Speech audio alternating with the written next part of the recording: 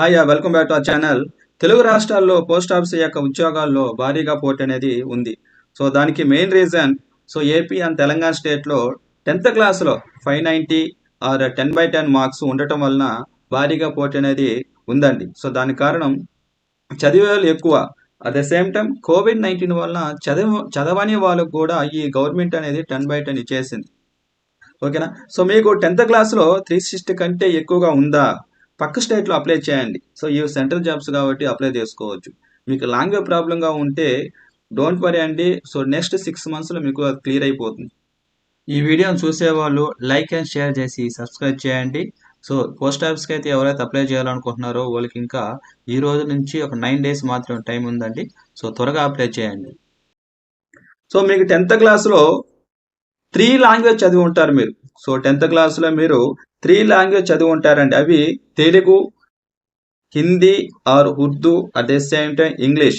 ఈ 3 లాంగ్వేజ్ అనేది మీరు చదివే ఉంటారు. ఆ 3 లాంగ్వేజ్ బేస్ చేసుకొని, ఓకేనా, ఆ 3 లాంగ్వేజ్ బేస్ చేసుకొని మీరు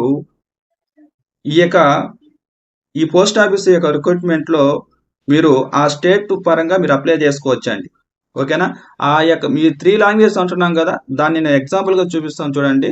సో 3 లాంగ్వేజ్ బేస్ చేసుకుని అంటే మన ఇండియాలో మొత్తం 15 స్టేట్స్లో హిందీ, ఇంగ్లీష్, ఉర్దూ ఈ 3 లాంగ్వేజ్ బేస్ మిక్సప్లో పెట్టుకుంటే మీరు ఈ 15 రాష్ట్రాల్లో ఏదైనా ఒక రాష్ట్రంలో అప్లై చేసుకోవచ్చు అండి.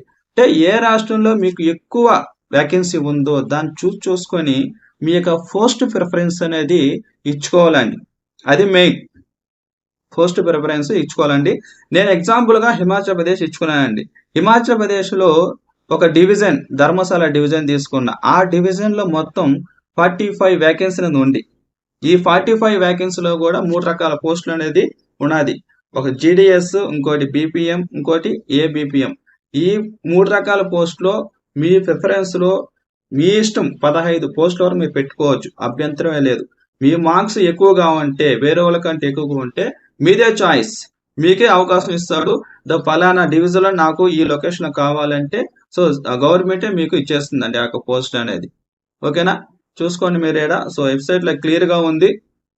నేను ఎగ్జాంపుల్గా చూపిస్తున్నాను వీటిని.